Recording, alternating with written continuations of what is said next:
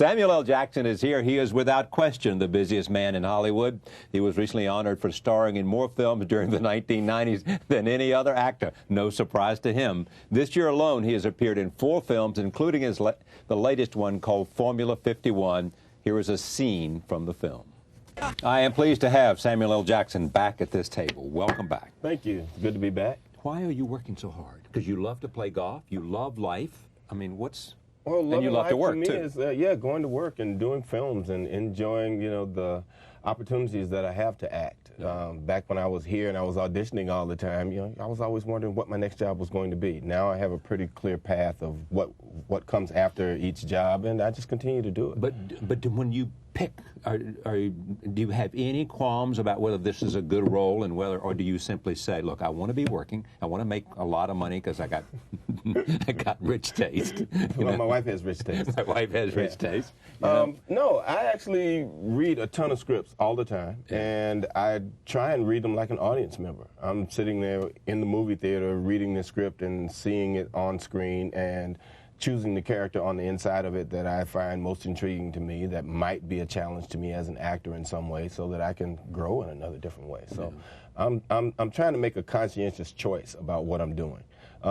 It's actually a lot more difficult than the process was when I was going to auditions, because audiences have expectations now when they see your name on a film. They expect a quality story. Well, that's right. But so, I mean, are you serving that expectation? I hope I am.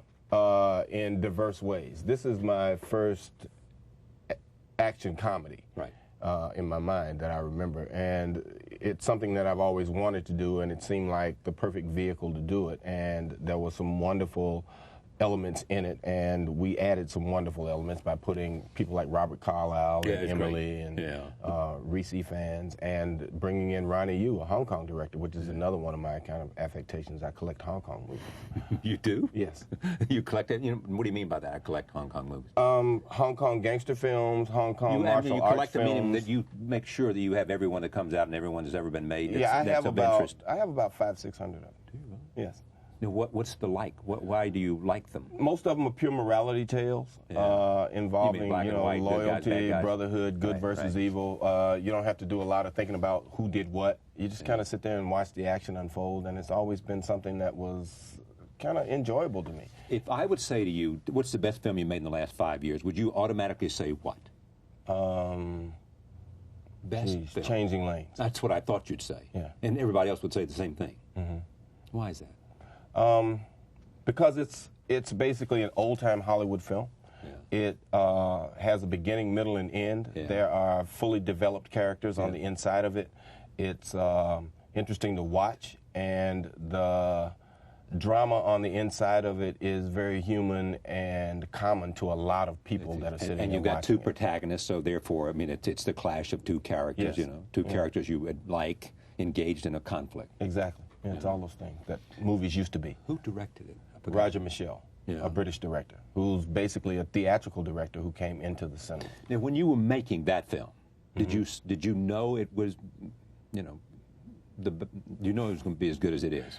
Actually, I had less of a sense of what was going on doing that film than I've had in the majority of films I've done. Because as you watch it, you'll kind of see that it's 2 different movies. There's a movie starring Ben Affleck, and then there's a movie starring me. And we would get together on the FDR on Saturdays and Sundays and do all the driving stuff. And that's pretty much the only time we saw each other until we had the conflict on the highway and the last meeting in that office. So they would shoot with Ben for 3 or 4 days, and then he would go off to Canada to do preparations for Sum of All Fears. And then they would come to me, and I would work with Roger. And he would guide me through this. I mean, literally, talk to me about the subtleties of what he wanted to do and where Ben was at this point. And where Ben was at this point and the level of anger or anxiety he was trying to raise. And he was very, very, very meticulous about it. And I enjoyed the process because it was like doing a play again. Is part of, because what? Why was it like doing a play? Because the director was what? Because he watched the performance in a specific kind of way. He would come to me with notes between each shot, and he would say, this was very good, that was good, but I don't want you to get to that point yet, so turn a corner there and make this a bit more subtle or a bit more obtuse, trying to get to a point. And he discussed it with me. It was great. Yeah. It seems to me, and you and I have talked about acting, the process, you know, the whole, what makes you good before.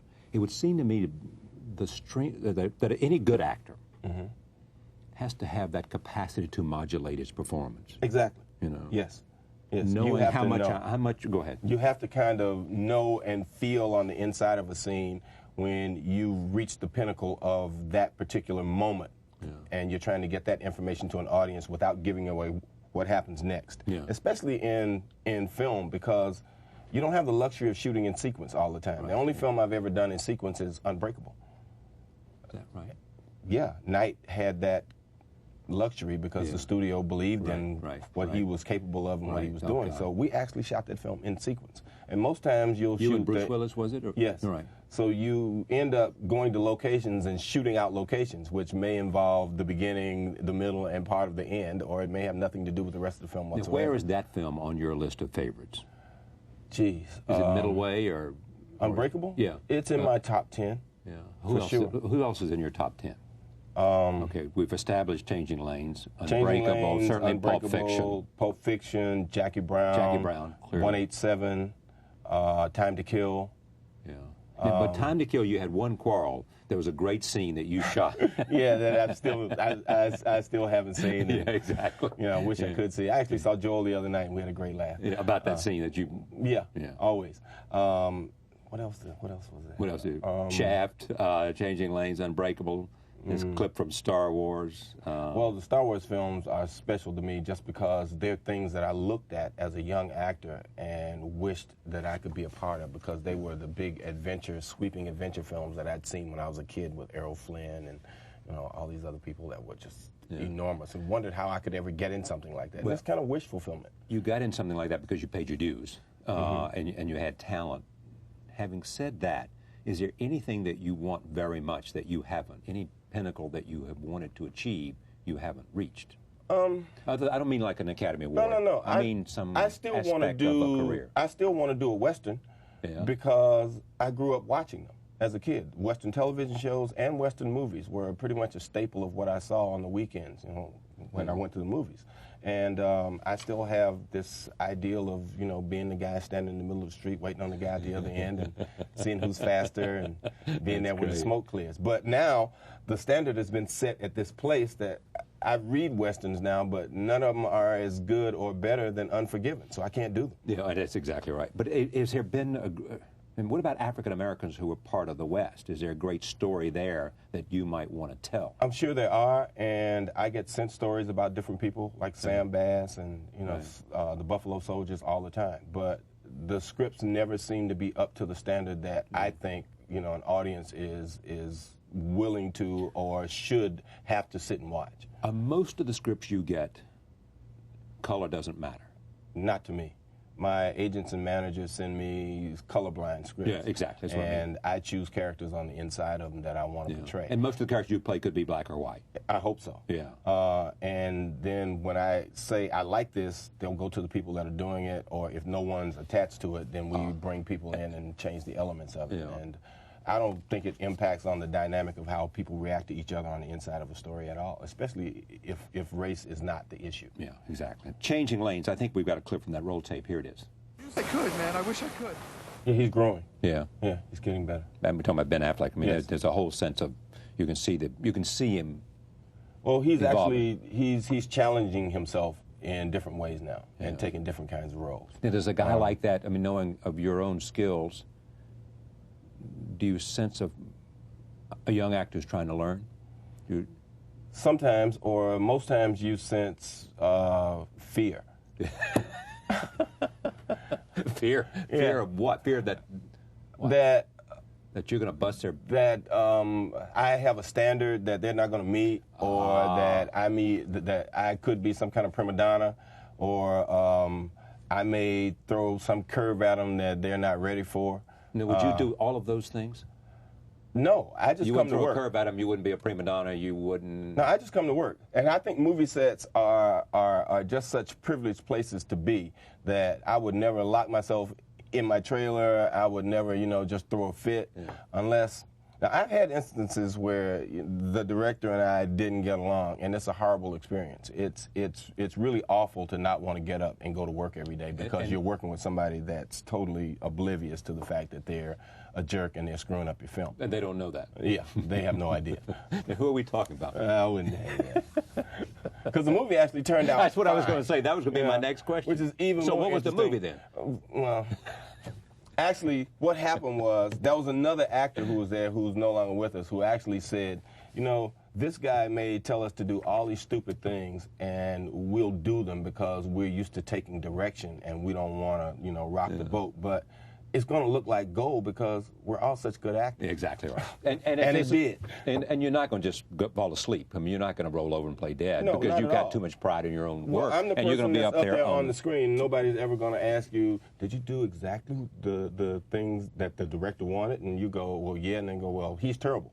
They always blame us. You know, it was a horrible acting job. Sometimes we've taken direction from someone, and there are instances when people say, we'll do it your way and we'll do it my way.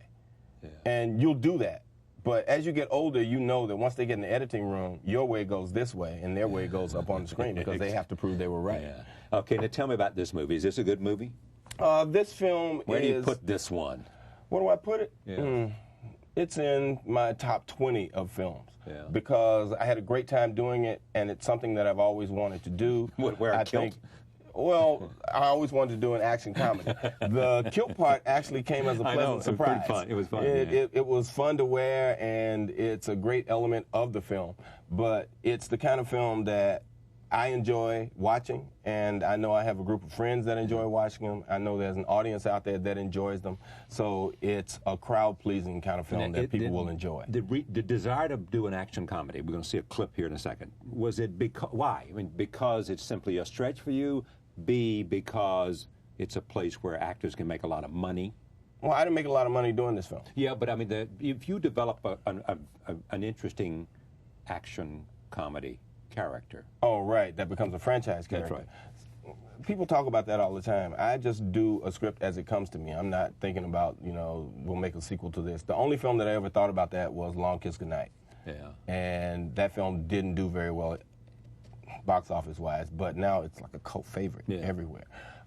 So I wanted to do it because I enjoy the genre. I like to laugh and I like action films. So the combination for me was perfect. So it's something that gave me great satisfaction. And I was also anxious to work in the UK again. The only film I'd ever done because you want to there. go to Scotland and play golf?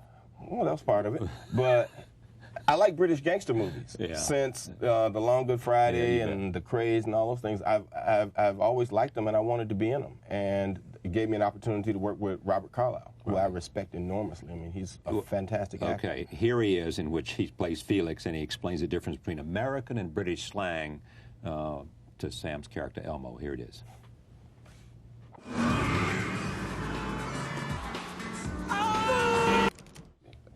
Tell me what the story is here. I mean, it's a story about a guy who's Well, the story developed is some potent drug. Elmo McElroy is a chemist who on graduation night got busted for smoking pot, so he never got to practice pharmacology. And he's been working for a drug lord for the last 25, 30 years. And he's developed a designer drug from common household products that can't be deemed narcotic by any law enforcement agency in the world. However. And it's 51 times stronger than anything on the market, hence Formula 51. He's made a deal with a gangster in Liverpool for $20 million. And he's stolen the formula from his employer, Meatloaf, and he goes to Liverpool to sell it to this guy who's now dead.